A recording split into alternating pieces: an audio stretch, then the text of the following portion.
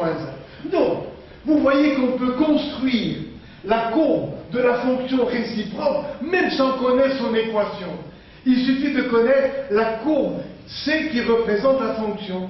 On dessine le symétrique par rapport à la première bisectrice et ça nous donne automatiquement la représentation graphique sans avoir connaissance de l'expression de cette fonction réciproque, même si on n'arrive pas à calculer la réciproque. Alors, maintenant, regardez ici, j'ai tracé la courbe C qui représente la fonction ln, y égale ln de x. Et par définition, la fonction exponentielle, c'est la fonction réciproque de la fonction logarithme népérien, ln. Donc, je suis capable, avant d'étudier la fonction exponentielle, de dessiner sa courbe représentative. Il suffit de prendre la, vous voyez, la courbe symétrique de celle-là. Alors, allons-y. Ce point aposymétrique ici, le point E et 1 va avoir comme symétrique 1 et E, 2,7. Voilà, E et 1. Donc, ce point aposymétrique, celui-là. Et finalement, cette partie aura sa symétrique là. Et voilà la courbe C qui représente la fonction exponentielle. Alors que là, c'est pour la fonction logarithme. Regardez, on dirait qu'on a déjà fini la leçon, puisqu'on a abouti à la fin, c'est-à-dire au traçage de la courbe représentative. Mais soyons sérieux, je vais donc reprendre l'étude complète de la fonction exponentielle. Alors, regardez s'il vous plaît. Définition. La fonction exponentielle, c'est la réciproque de la fonction logarithme népérienne. Donc, je pose y égale ln de x. Et à moi maintenant, réciproquement, de trouver x en fonction de y. Alors, j'écris. Regardez, je vais vous étonner, mais je remets ln de x égale y. Y que multiplie 1.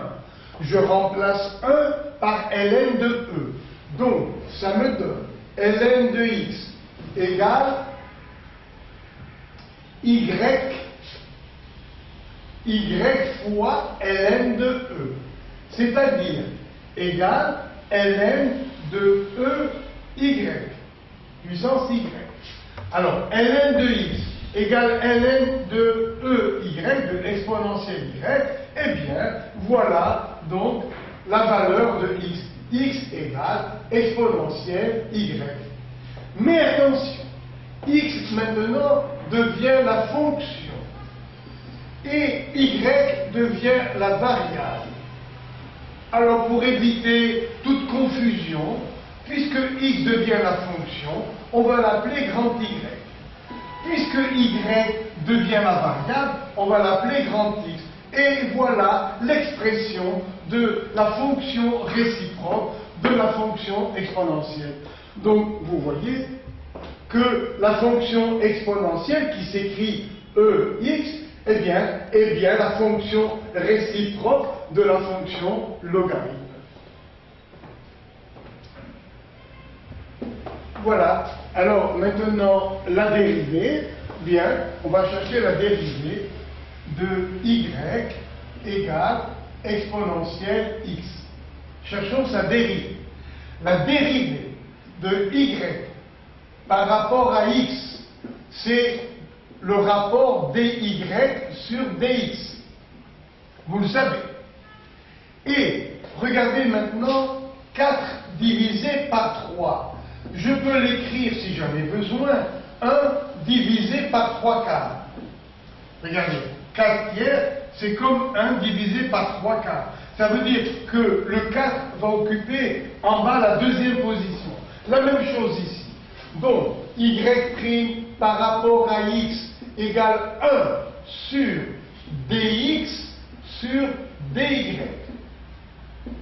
Voilà. Et ça, c'est la dérivée. Regardez. Dérivée de y par rapport à x. En haut, c'est la fonction. En bas, c'est la variable. Donc, regardons juste ce rapport, dx sur dy. En haut, c'est la fonction. En bas, c'est la variable. Alors, donc, cette fois-ci, c'est x qui est fonction de y. Prenons le logarithme. Ça nous fait ln de y égale ln de ex, c'est-à-dire ln de y. ln de ex, ça fait x ln de e, c'est-à-dire x. Voilà x fonction de y. À quoi est égale la dérivée de x lorsque y est la variable? Eh bien, ça fait 1 sur y. Donc, ici, je vais marquer 1 sur y. Donc, y' par rapport à x égale 1 divisé par 1 sur y. Ça veut dire la dérivée de x fonction de y. Voilà x fonction de y, c'est ln y. Donc, la dérivée, c'est 1 sur y. Je le marque, et 1 divisé par 1 sur y, ça fait y. Mais alors, y, c'est ex. Donc, vous voyez que si la fonction s'écrit y égale ex, eh bien, sa dérivée, elle aussi, est égale à ex. Et voilà la démonstration de la dérivée de la fonction exponentielle.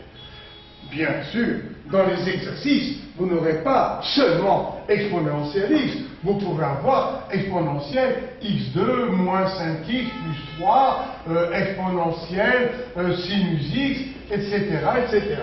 Donc, nous avons affaire à une fonction composée.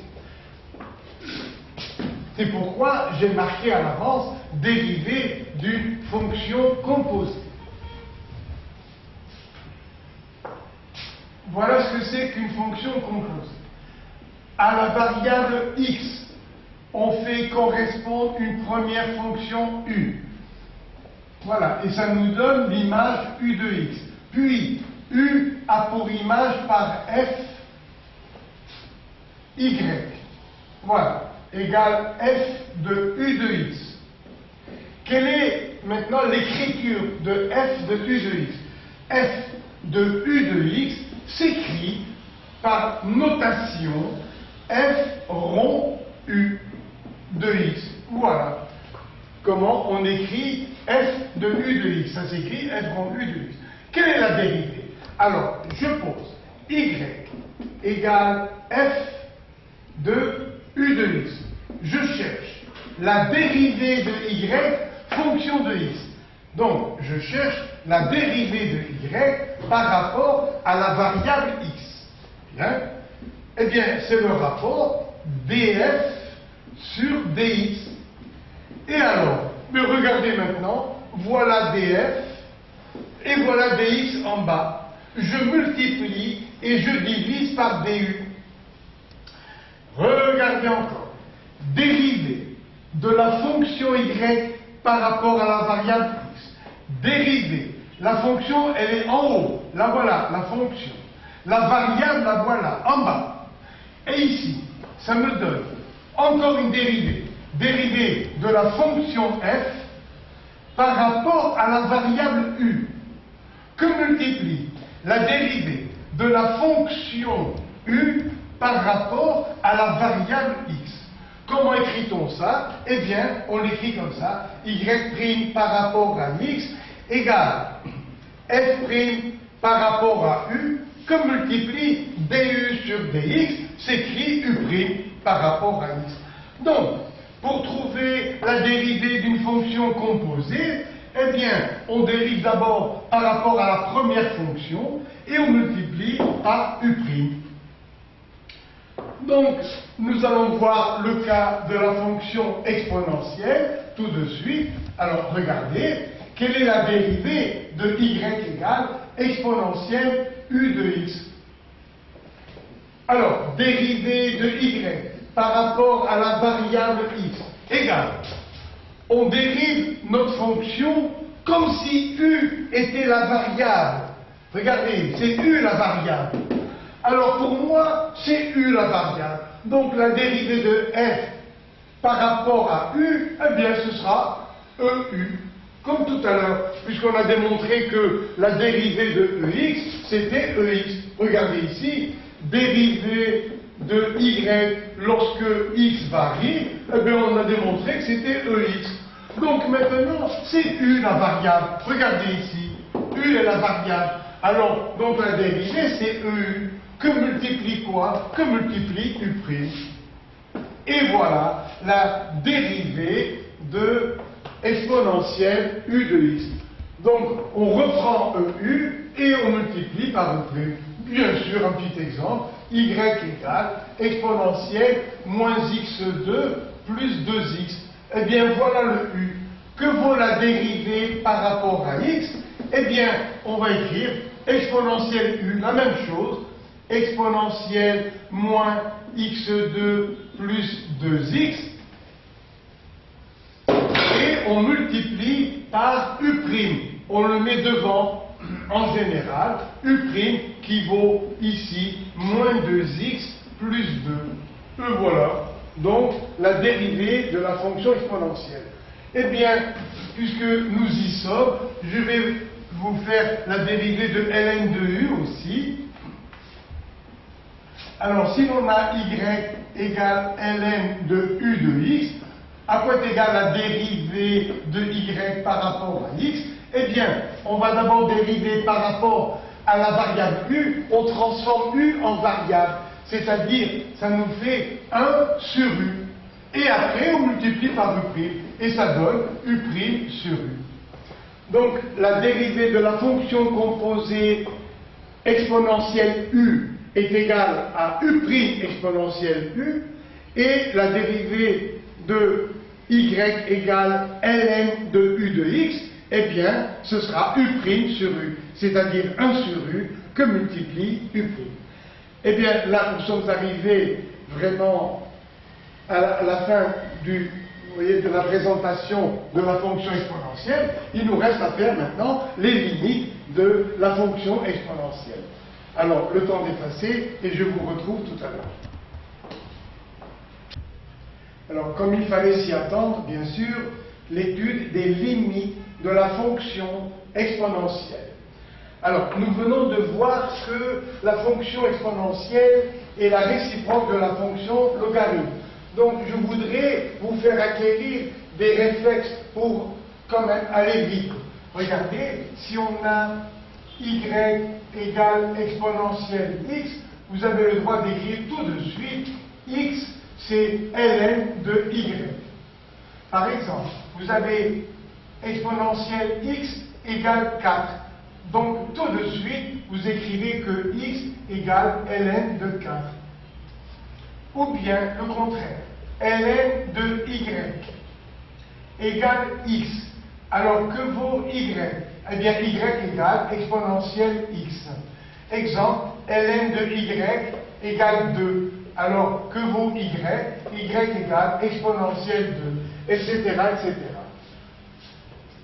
Maintenant, donc, je reprends pour les limites. Alors, première limite. Limite de EX, lorsque x tend vers plus l'infini, est égal à plus l'infini. Donc, la première, limite de EX, lorsque x tend vers plus l'infini, est égal à plus l'infini. Je pose y égale EX. Prenons les logarithmes des deux membres pour faire la démonstration. Ça fait ln de y égale x, puisque c'est la fonction réciproque. Par hypothèse, x tend vers plus l'infini. Donc, x égale ln de y. Ln de y tend vers plus l'infini. Or, ln de y ne peut tendre vers plus l'infini que si y, lui aussi, tend vers plus l'infini. Or, y, qu'est-ce que c'est? C'est EX, et vous voyez